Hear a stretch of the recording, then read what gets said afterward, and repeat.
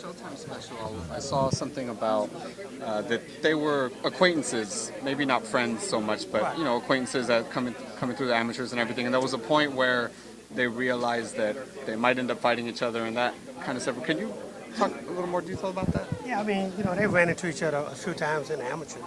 But as a professional, when Richard was with Golden Boy, we fought on a lot of the same cards. I mean, all the time, and, we really became friends. But we realized one day that, that was young then, but we realized one day it was going to happen.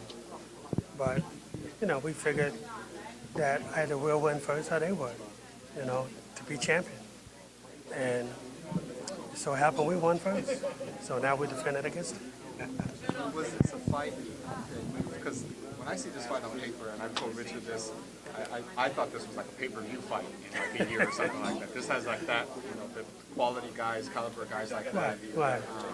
Are you surprised that this happened, I guess, so early in both of their careers? No, not really, because both guys are really good fighters.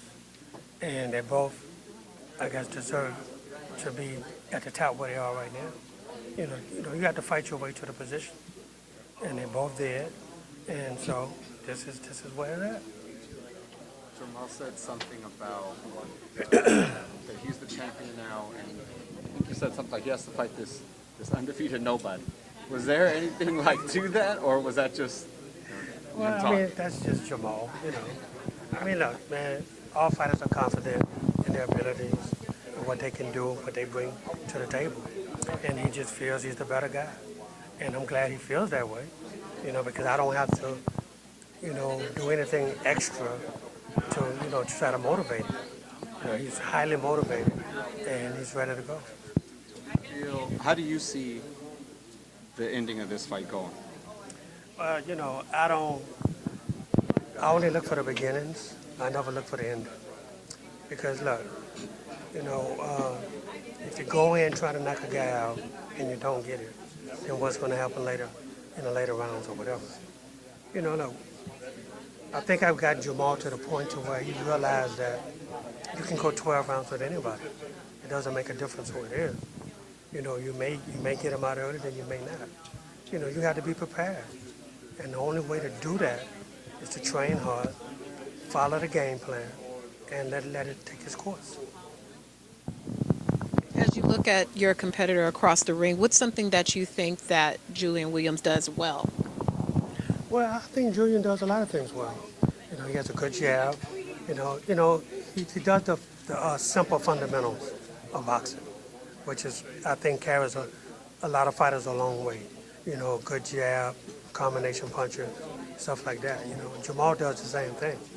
It's going to be, I think, whoever has the biggest will to win this fight. And look, I feel my guy, has a huge will to win. That's the way he trains, that's the way he eats, he sleeps, and everything is about him being the best that he could possibly be. I don't put anything negative in his head, or you have to win, you have to win. I wouldn't do that to any fighter, because that's just not the way the sport is supposed to be. You win some and you lose some, but don't get into a position, don't put yourself in a position where you feel it's a must, because that'll ruin a guy's career. Since you feel that this fight is a battle of wills, do you foresee it being like a battle of attrition with a lot of short bursts of action, a sustained attack? How do you envision this fight will look? Yeah, I think it's going to be, for us, it's going to be a sustained attack. That's the way we plan on doing it. But of course you have to make adjustments in there. So, but, in training, we train to go toe-to-toe. That's what we have to do. We want to beat him at every aspect of the game. And that's the way we train, to beat him at every aspect of the game. We are familiar with Jermall as a champion, but what would you say is something that's underrated about him that fight fans don't realize?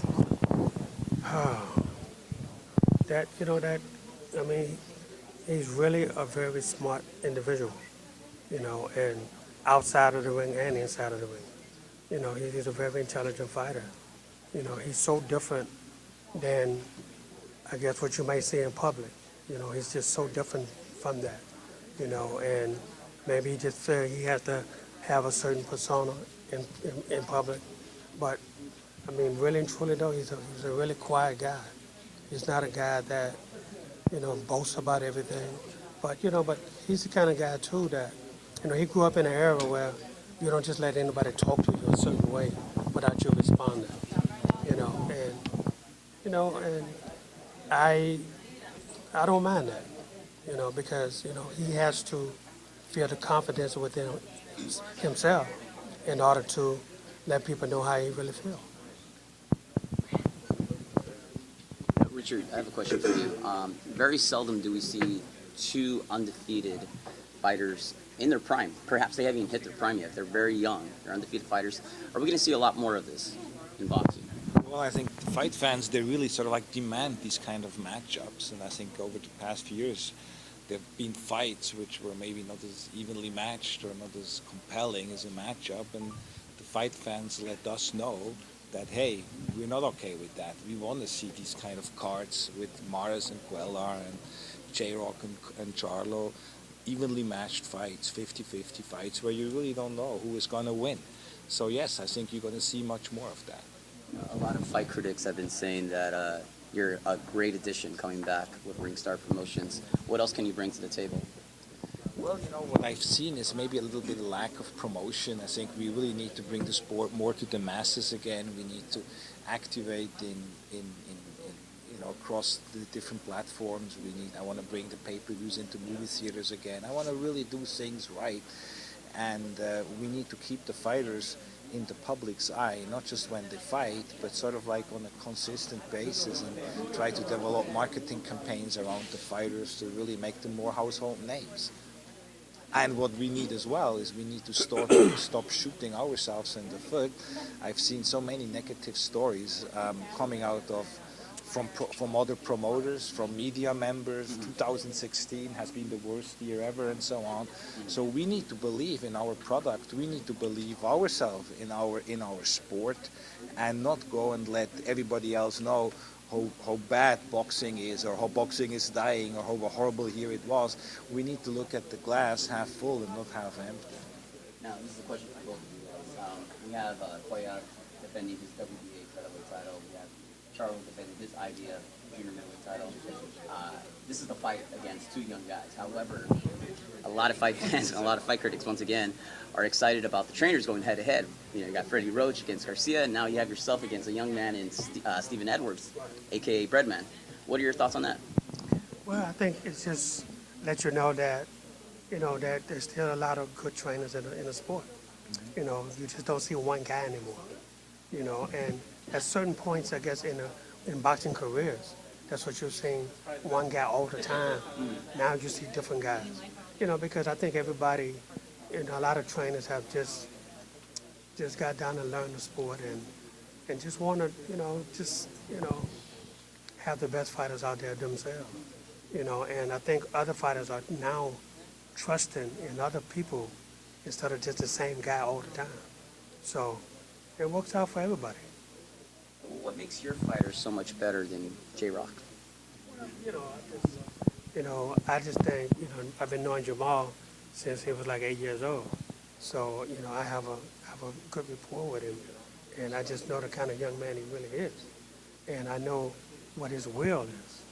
And when you know that, I just don't see nobody beat him that way. This guy has a will to win. And he does everything right. And it's hard to say that about a young guy. Is he struggling to make 154? Can we see him possibly at 160? Because he's a big guy for junior middleweight division. He's a big guy, but the thing about it is what I've learned and what he's learned. With me watching, I've been in the sport for a very long time. I've been with so many other champions, and I've seen how they've done it. But Jermall has been around that also, and he knows that if you want to be a champion and you want to stay a champion, you have to do what it takes to be that. You have to eat the way you're supposed to do that.